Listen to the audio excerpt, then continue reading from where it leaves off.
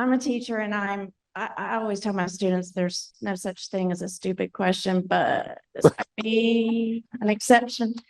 Um, I know that it's important not to remain silent, but do you think that the smaller towns and cities who do the peaceful protests like we're doing here, do you think it really changes anyone's mind and makes a difference?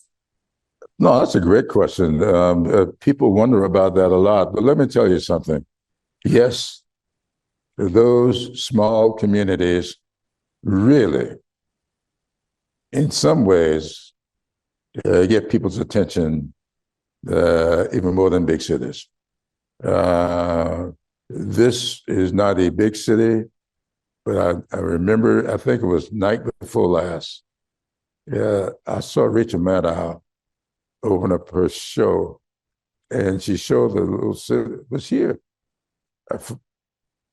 It was Greenville and Rock Hill. It's a reason she went to those communities, because a lot of people really feel that we Democrats are big city politicians. That's why I spend as much time as I do in rural communities. I'm going to be in Beaufort. I don't know exactly where we're going to be. I don't know it's going to be a show, but I'm in Beaufort Thursday night. Because I think we have to pay attention to these communities, because let me tell you something. Rural South Carolina will suffer under these policies much more than Columbia or Charleston. These policies are going to be the ruination of these communities. Just take the simple thing as soybeans.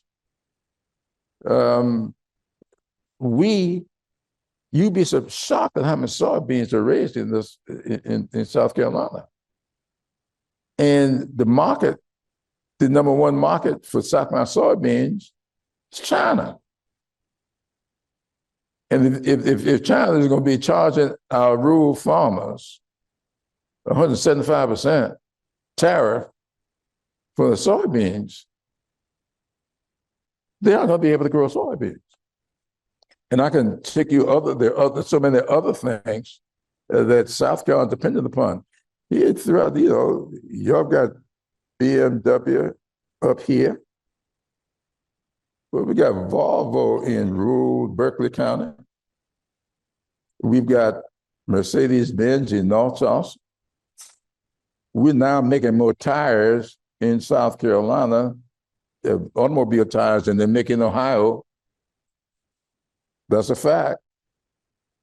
My hometown of Sumter is where Continental is. As I got on 85 Day, I saw big Michelin up there. And so this state is going to suffer under this president's programs in a way that is almost unimaginable.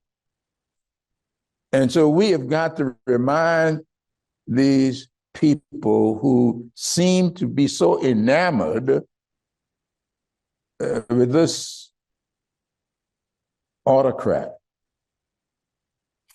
of exactly what they're voting for.